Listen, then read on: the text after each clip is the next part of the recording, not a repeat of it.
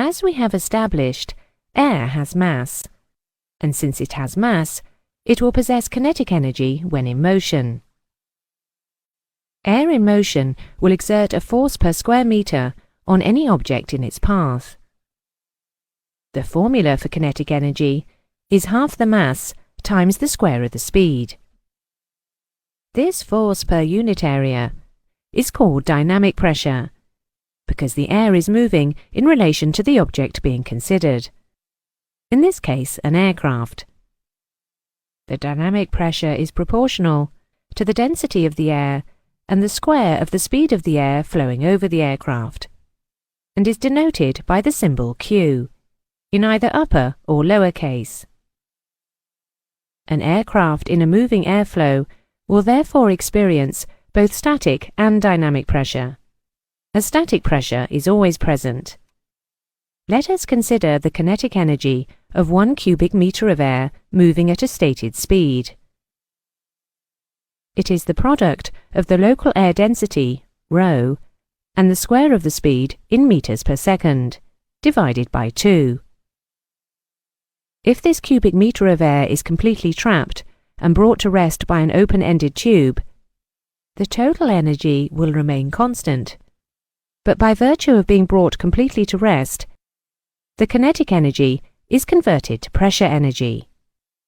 This pressure energy is, for practical purposes, equal to half the density times the square of the speed, usually referred to as half ρ v squared newtons per square meter. Let us consider an airflow of 100 knots, which is 52 meters per second, at ISA density of 1.225 kilos per cubic meter. Dynamic pressure is half ρ v squared. That is 0.5 times 1.225 times 52 times 52, which equals 1,656 newtons per square meter, or 16.56 hectopascals. If the speed is doubled, dynamic pressure will be 4 times greater, as the factor in the equation is speed squared. Half times 1.225 times 104 times 104 equals 6,625 newtons per square meter, or 66.25 hectopascals. In a tube of an area of 1 square meter, a force of half ρ v squared newtons will be generated. Regardless of the actual numbers involved in this example, it is important to remember the proportions. If speed is doubled, the pressure is quadrupled. If speed is trebled, the pressure increases by 9 times, and so on. If speed is halved, pressure reduces to a quarter of its previous value. Dynamic pressure is common to all aerodynamic forces, and determines the air loads imposed on an aeroplane moving through the air. It is well worth remembering a few key facts about dynamic pressure. A pilot needs to know how much dynamic pressure is being generated, but it cannot be measured on its own, as static pressure is always present. In this context, the sum of the two pressures is known as total pressure. Other terms for total pressure are stagnation, or more usually, pitot pressure. The equation total pressure equals static pressure plus dynamic pressure can be rearranged to show that dynamic pressure equals total pressure minus static pressure. The significance of dynamic pressure in understanding the principles of flight cannot be overemphasized. Because dynamic pressure is dependent on air density and aircraft speed, you need to appreciate fully the factors which affect air density. So, to reiterate the points covered earlier in the lesson, increasing temperature decreases air density.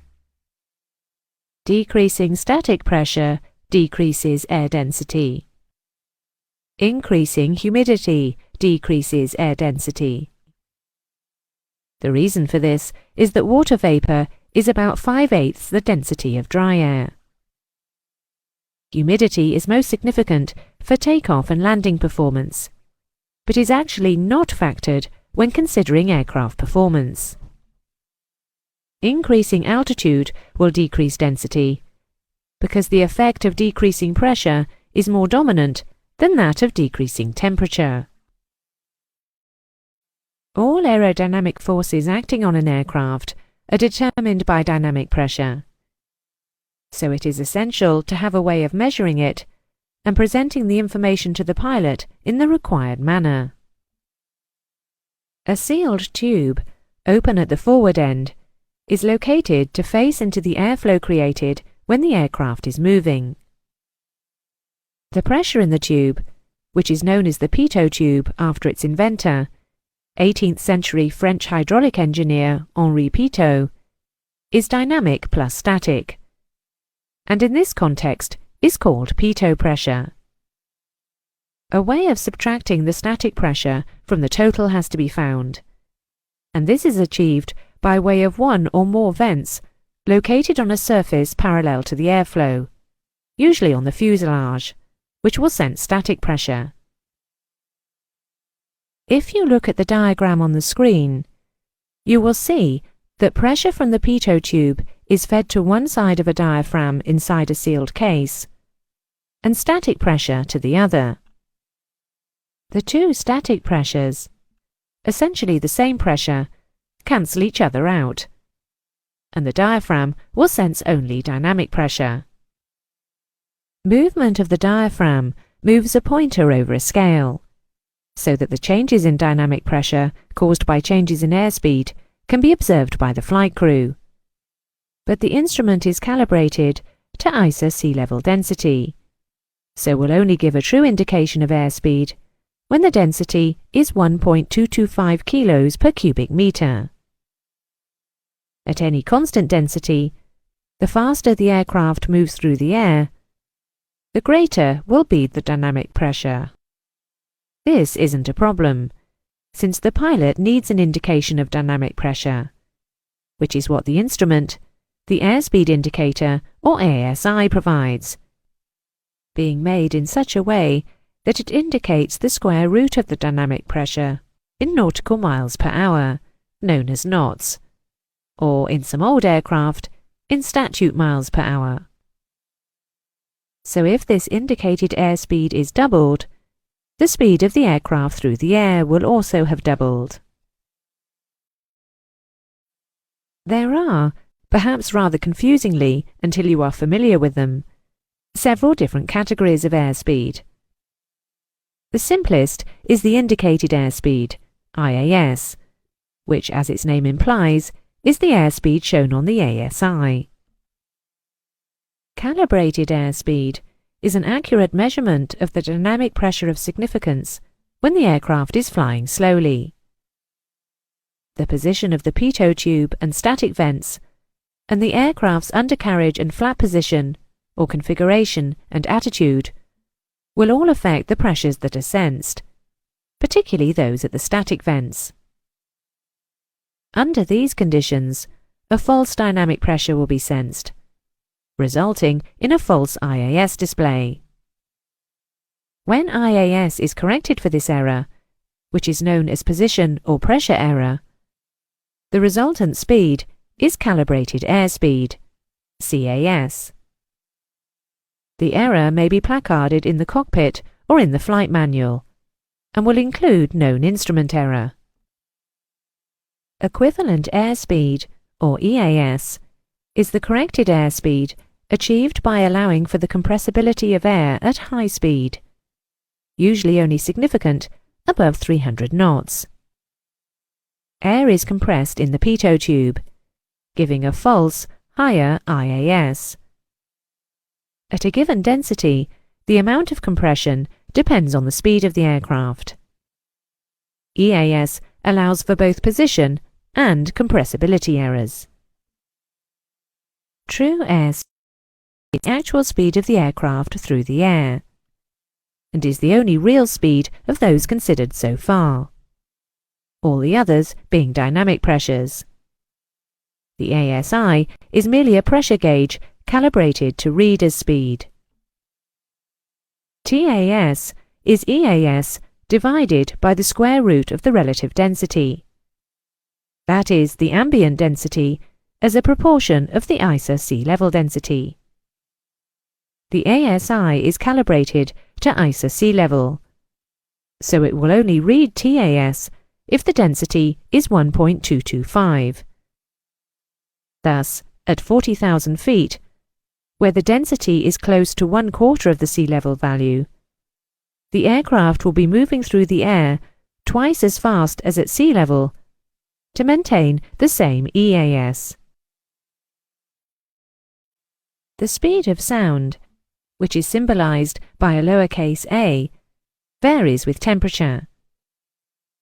Sound waves are weak pressure waves, which propagate from their source spherically through the atmosphere.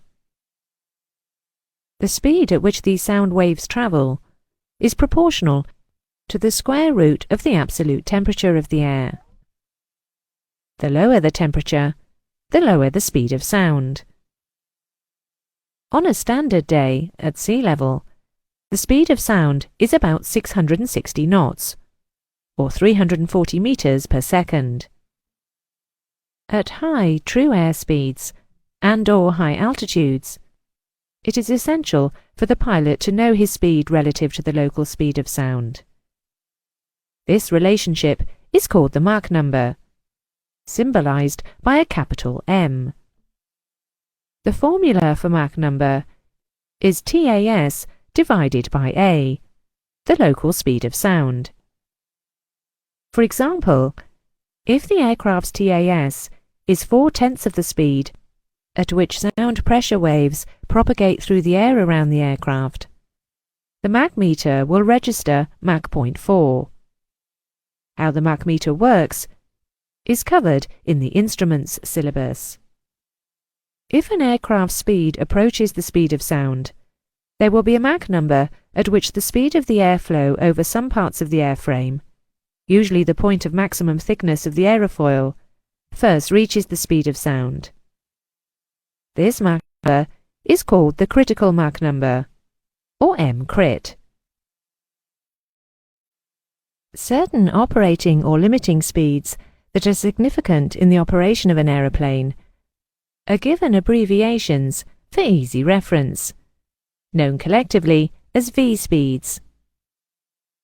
There are many of them, covering the entire flight envelope. For example, VS, stalling speed, VR, rotate speed, and VY, best rate of climb speed. All the above-mentioned speeds are calibrated airspeeds, as they relate to operations at low speed. Maximum operating, VMO, is an equivalent airspeed because it is a high speed. However, all the speeds quoted in the flight manual are adjusted to indicated airspeeds, since this is what the pilot will see on his ASI, which may have coloured arcs around the outer edge to indicate some of the main limit speeds. The atmosphere is the element in which aircraft operate, and it is important that you understand how the properties of the air, pressure, temperature and density change throughout the part of the atmosphere in which you fly. It is particularly important that you understand the concept of dynamic pressure and how it is involved in many of the aspects of the principles of flight. The next lesson deals with basic aerodynamic theory, in which you will see the application of some of the facts you have just learned.